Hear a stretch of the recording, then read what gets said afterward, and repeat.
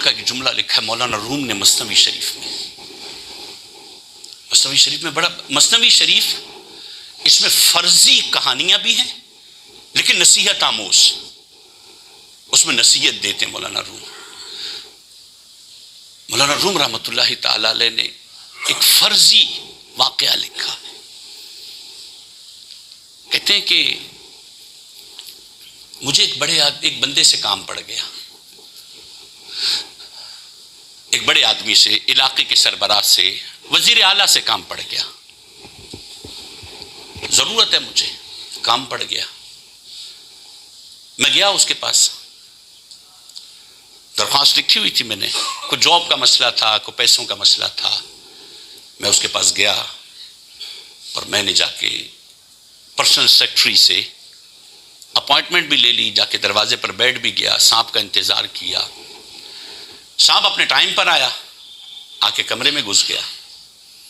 وہاں جا کے اس کی میٹنگ سٹارٹ ہو گئی. بار بار پرسنل سیکرٹری کو کہا جاتا کب صاحب میٹنگ میں، انتظار کرو. آخر وہ ٹائم آیا کہ جب میری بھی باری آئی.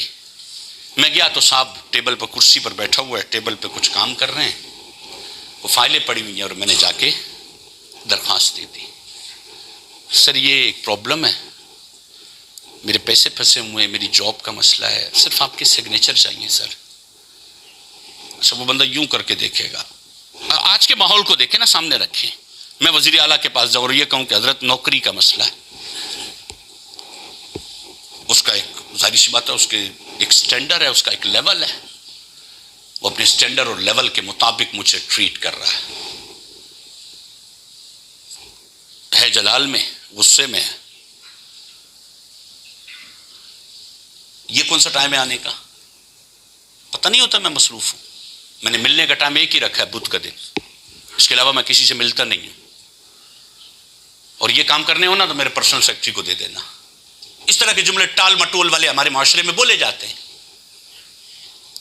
چلو بھائی، وہ درخواست چلے گی فائل میں چلی گئی. اب کبھی پی اے کو، کبھی کس کو منت جاری کر رہے ہیں کہ صاحب سے سائن کروا دو، صاحب سے سائن کروا دو. ہفتے بعد پھر گیا کہ سر سائن.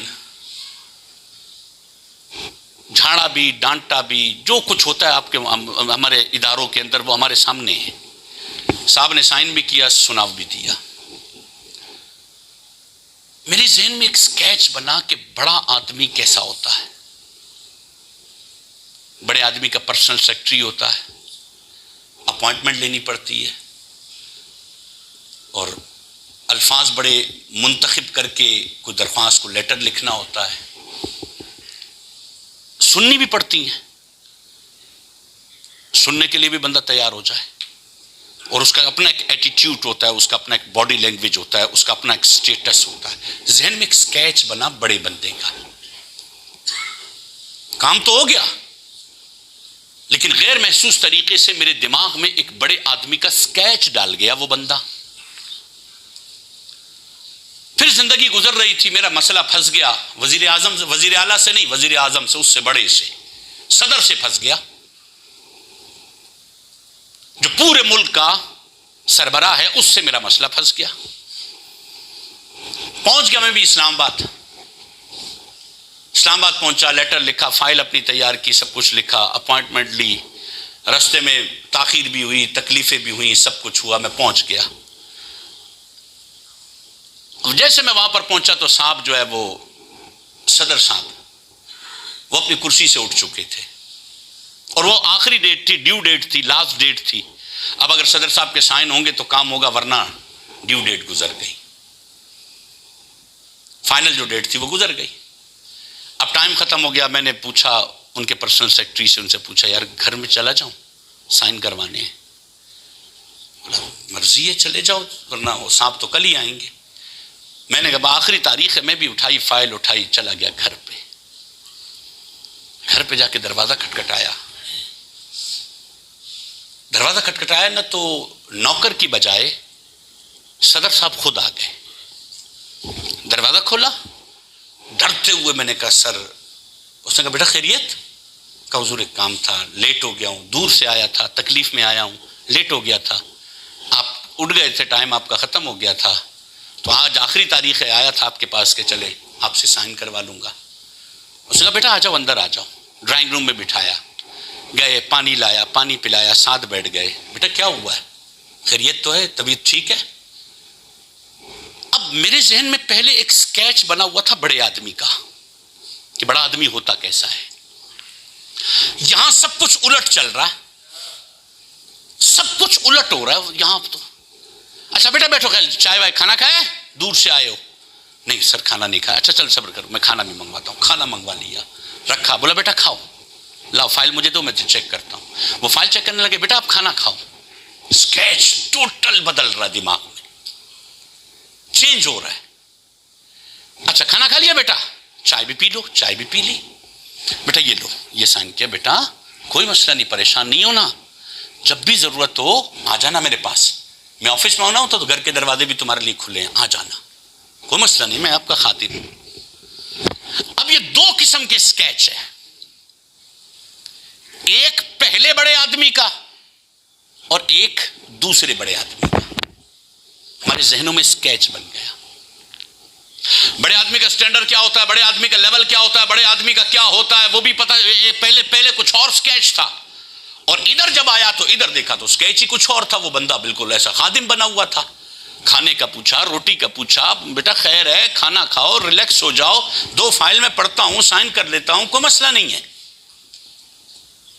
ٹھیک ہے، یہ دونوں اسکیچ اپنے سامنے رکھے. بڑے آدمی، یہ جو وزیر اعلیٰ بڑا تھا نا، اس نے ہلکا سا اپنا بڑا پن دکھایا تو اسکیچ بنا. وہ جو بڑا آدمی تھا نا، اس نے بڑا پن دکھایا نہیں. تو جیسے میں کام سے واپس ادھر آؤں گا نا، میں آپ لوگ کو آ کے بتاؤں گا وہ میرا دوست ہے بھائی، وہ مجھے کہہ رہا تھا میں آپ کا خادم ہوں، کھانا بھی کھلایا، عزت بھی دی، بہت کچھ کیا، اور بار بار پوچھ رہا تھا اور کوئی کام، اور کوئی کام، اور کوئی کام. یہ ہلکی سی یہ مثال اپنے مفہوم میں نے آپ کو سنائی. مولانا روم نے مثنوی میں فارسی میں یہ لکھی ہے. اب پتہ ہے کیا ہے، تمام انبیاء سے اشرف و اعلیٰ و اکرم و اعظم نبی ہمارا ہے.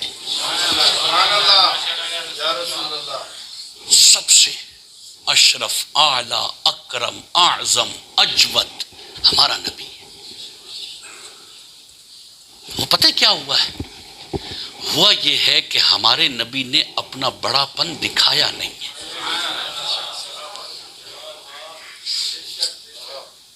نہیں دکھایا. اچھا یہ بڑا پن وہ دکھا بھی سکتے تھے، وہ دکھا بھی سکتے، لیکن دکھایا نہیں. کبھی کسی کا سامان اٹھا رہے ہیں، کبھی کیا کر رہے ہیں، کبھی کیسے کر رہے ہیں. اللہ قرآن میں فرماتا ہے فَبِمَا رَحْمَةٍ مِّنَ اللَّهِ لِنْتَ لَهُمْ. میرے محبوب یہ رب کی عطا ہے تم پر، یہ رب کی رحمت ہے کہ آپ نرم دل ہو.